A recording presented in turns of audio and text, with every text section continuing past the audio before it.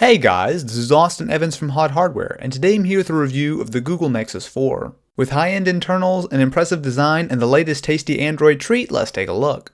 At first glance, the Nexus 4 looks similar to the Galaxy Nexus with a single unbroken piece of glass up front without any branding or physical buttons. It's a very clean look that reminds me of the iPhone, and it works. Flip the phone over and you'll see an all-glass back with a very cool looking pattern of dots that appear and disappear depending on the lighting.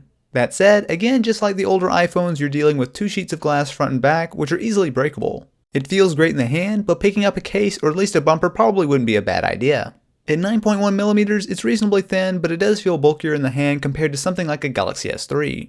Thankfully, all the buttons and ports are in the proper positions, with the power button on the top right edge, volume rocker and your micro SIM slot on the left side, your headphone jack up top, and a micro USB port on bottom. Around back is the 8MP camera and the LED flash, and on the top right you'll find the 1.3MP front-facing camera. The screen is a 4.7-inch display with a resolution of 1280 by 768. This is slightly wider than a typical 720p phone, which does give you a bit more width to the keyboard for example, but it really doesn't make a huge difference. As with the Galaxy Nexus, instead of physical buttons, the Nexus 4 sports on-screen Android keys, which will rotate with the phone in landscape mode and disappear altogether when watching video for example. The screen itself is an IPS panel, and it's among the best smartphone screens out there, with good viewing angles and very impressive saturation and contrast. The Nexus 4 is running Android 4.2 Jelly Bean, which brings several improvements from previous versions. The first thing you'll notice is just how quick and responsive the phone is. No matter how fast you try to go through the interface, it keeps up and easily matches the best from iOS and Windows Phone. You'll also find an improved gesture keyboard that works similarly to swipe, allowing you to trace out the letters you want to type and let autocorrect figure out what you mean. There's also a new quick settings menu in the notifications that allows you to toggle Wi-Fi, brightness, and more at a quick glance. The lock screen has also been totally redesigned. You can swipe to the right to get quick access to the camera, and you can also add widgets such as texting, calendar, and email, and third-party apps will be able to use this as well. Another somewhat useful feature is Daydream, which works like a screensaver that displays the time, photos, or news from Google Currents when the phone is docked. Google Now has also seen some major improvements. It can now check Gmail to see if you have anything being shipped to you, reservations at a hotel or for a plane, and much more. It also remains as fast as ever. What's the weather going to be like in Los Angeles tomorrow? Tomorrow's forecast for Los Angeles is 70 degrees and mostly sunny. When is the Super Bowl? The NFL Super Bowl is on Sunday, February 3rd, 2013.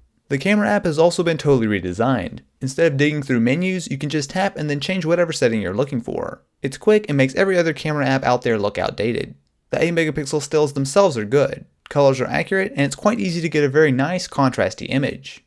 As you guys can see here, the 1080p video on the Nexus 4 isn't half bad. Now probably my biggest complaint is the lack of autofocus. As you guys can see here, I was just up close on the Android. Now if I give it a minute, yeah there we go, it will focus, but there's no way to tap on the screen to autofocus. So if I touch, instead, it will go ahead and take a picture, which is fine, but there's no real way to manually autofocus, which is kind of a big deal. Once you've shot pictures, there's a very impressive built-in editor. You can add Instagram-like filters, which are decent, but you can also go more in-depth with contrast, saturation, and even adjusting the curves. There's also a new photosphere mode that allows you to take several pictures from a single area, and then it stitches them together to give you a result like Google Street View. The final product is a full 360-degree panorama that you can swipe through and share on Google+, which looks really impressive although it is a bit low resolution.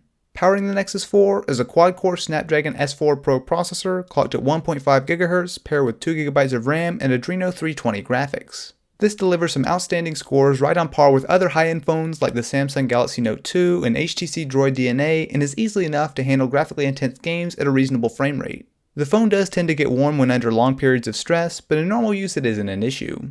One minor downside is the lack of expandable storage. With only 8GB and 16GB varieties to choose from, you're going to be limited on space, and having a micro SD card slot would have helped quite a bit. Speaking of minor hardware issues, the speaker on the back isn't particularly loud and the sound is a bit washed out.